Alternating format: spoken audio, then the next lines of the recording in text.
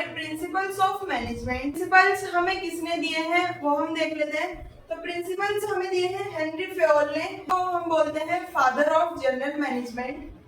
General management ऐसे है कि जो डेली लाइफ में भी यूज हो जाते हैं, ऑर्गेनाइजेशन में भी यूज हो जाते हैं, वो प्रिंसिपल्स इन्होंने दिए हैं हमें, और ये बिलोंग करते थे फ्रांस से। तो इसमें मैंने एक शॉर्ट फॉर्म लिखी है जिसको आप पढ़ोगे तो आपको एकदम याद रहेगा कि हाँ फर्स्ट प्रिंसिपल ये था, सेकंड ये था, तो आपको ऐसे याद रहेगा। तो एक बार हम उसकी वो देख लेते हैं, शॉर्ट फॉर्म हमने क्या लिखी है। तो ये है ओ डैड यूसी यूएसएसआर आईसी।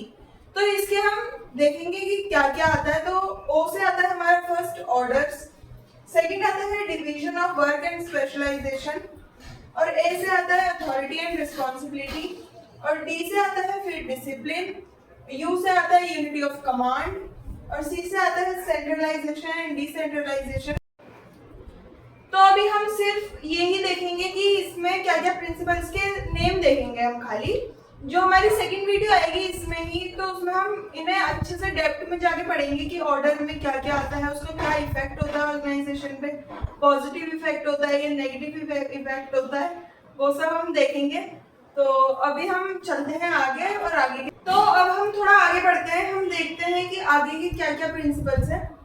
तो इसके बाद आता है जैसे unity of command, centralization, decentralization, ये सब देख लिया था। अब देखेंगे यू से ये वाला आता है यूनिटी ऑफ डायरेक्शन, फिर आता है subordination of individual interest to general interest. मतलब एक सबऑर्डिनेशन होना चाहिए। इंडिविजुअल इंटरेस्ट होता है, इंडिविजुअल मींस जो एम्प्लॉयज हैं हमारे, जो सबऑर्डिनेट है, जो वर्क करते हैं, और जो जनरल इंटरेस्ट है वो हो गए सुपीरियर। तो इन सब का एक सबऑर्डिनेशन होना चाहिए ऑर्गेनाइजेशन में। और फिर आता है हमारा stability of tenure of personnel, फिर आता है रेम्यूनरेशन ऑफ एम्प्लॉयज, फिर आता है इनिशिएटिव, फिर आता है स्केलर चेन। स्केलर चेन में हम एक अच्छे से पढ़ेंगे, उसमें बहुत सारी चीजें हैं पढ़ने के लिए और इंटरेस्टिंग है, आप देखते रहना, आपको और मजा आएगा पढ़ने में। फिर आता है इक्विटी। इक्विटी तो होनी ही चाहिए सब में, इक्वल जो चीजें होती हैं। और लास्ट आता है हमारा स्पिरिट दे कॉर्प्स। ये लिखा हुआ है अलग लैंग्वेज में, लेकिन इसका मतलब होता है यूनिटी इज स्ट्रेंथ। जो यूनिटी है वो ही स्ट्रेंथ है ऑर्गेनाइजेशन के लिए। जो हमने पढ़ा था यूनिटी ऑफ कमांड और यूनिटी ऑफ डायरेक्शन, तो उसका भी हम आगे एक डिफरेंस पढ़ेंगे अच्छे से, जो और बढ़िया तरीके से समझ आए।